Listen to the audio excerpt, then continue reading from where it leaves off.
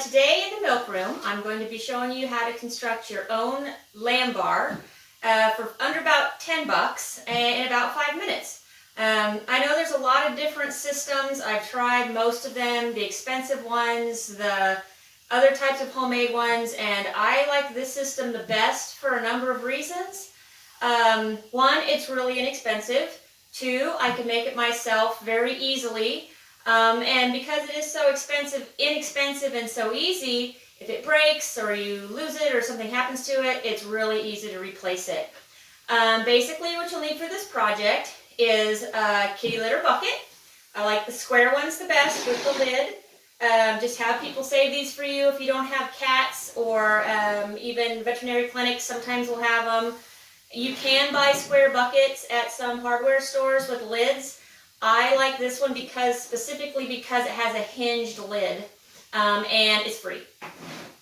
You'll also need some 1/4 ID by 3/8 OD tubing. You can buy these pre-cut through some livestock supplies, or I just get mine at the hardware store. It's inexpensive. You get a roll of, I think comes with 25 feet for like $10. You'll need 2 gray lamb bar nipples. Several livestock supply places carry these.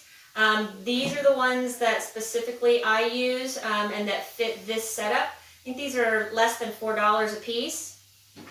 You will need a drill bit. This is a 5/8 inch drill bit on a drill, and then just a pair of scissors is very handy to have, some little clips or something to help you when you cut the tubing. And this tubing can easily be cleaned with one of these little tube brushes. You can also get these when you order the nipples, which I believe these came from Valley Vet or Jeffers Pet or one of those type of places. And then when we're done, I'll show you how to hang it on the fence using a bungee cord and just this inexpensive fence hanger. Okay, so the first thing you do, obviously, is clean your bucket real well. These are not food grade buckets. They're not meant to be. I'm not saying they are. But I use these every year. I have no problem. Just sterilize it really well, maybe some bleach water, and then that's what I use. So, what you want to do when you drill the holes is you want to drill the holes on the side opposite the way the bucket hinges. Okay, because when we hang this on the fence, outside the fence, that way you can easily access the bucket without having to go inside the baby pen. Because at the end of the day, the nipples are going to stick through the fence. Okay, so the babies won't ever have access to this bucket. So if you drill it with the nipples on this side, as opposed to the side that it opens, it works a lot better. Okay, so you just take your bucket. I like to put the holes as far from the bottom as I can. That way it'll hold the most milk. But you don't want to put the holes so close to this lip that then the nipple will bump it. Okay, and then come out from the edge, a couple of inches, just so that when it's in there, the babies can, get their mouth on the nipple without being over on the edge here. So I've already put one hole in there. So just take your drill, drill your hole.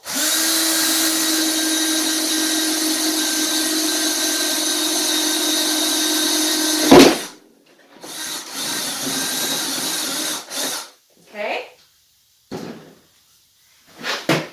Just like that.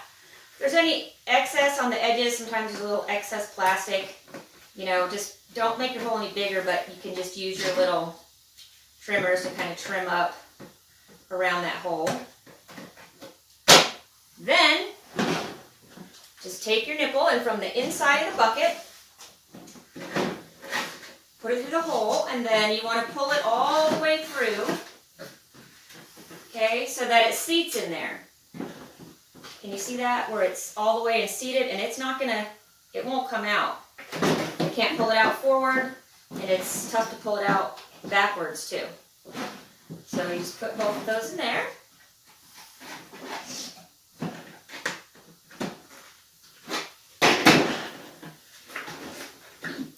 Just like that. And then, hopefully you can see that. Okay? There's a place, it accepts the tube. And And what I do is I take my tubing. This is why I don't cut the tube ahead of time. I cut the tube afterwards. That way you can measure it much better in case you put the holes a little higher, a little bit lower. So you just put the tube in the back of the nipple where it accepts it, then measure how far it is to touch the bottom of the bucket, okay, inside, and then go ahead and cut it off. So I'll do that. That's what these are for. And it doesn't have to be super, super exact. It is going to work best if there's no excess in there. Okay, so right about there-ish.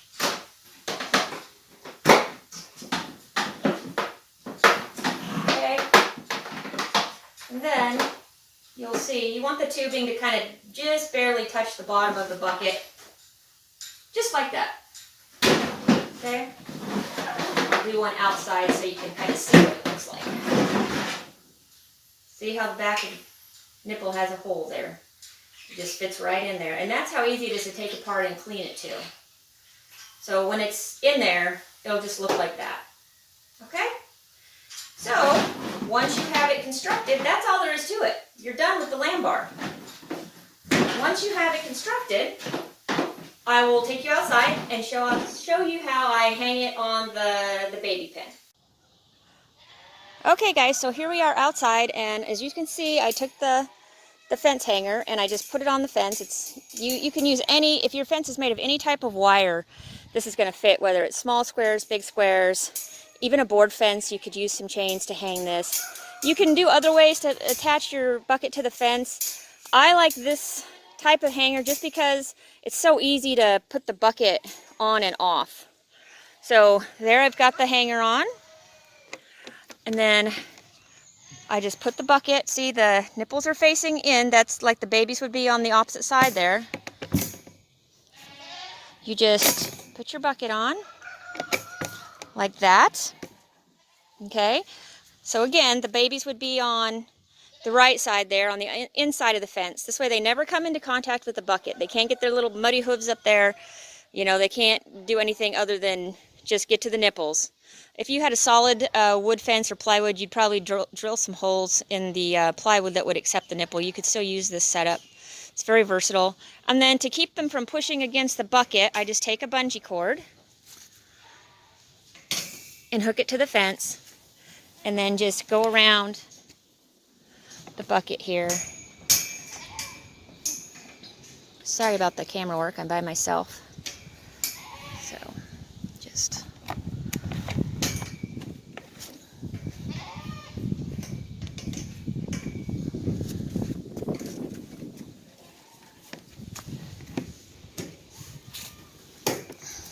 well, there we go. All right, can you see that? So now it's really, I mean, they can't push against it. It's not going to come off of there.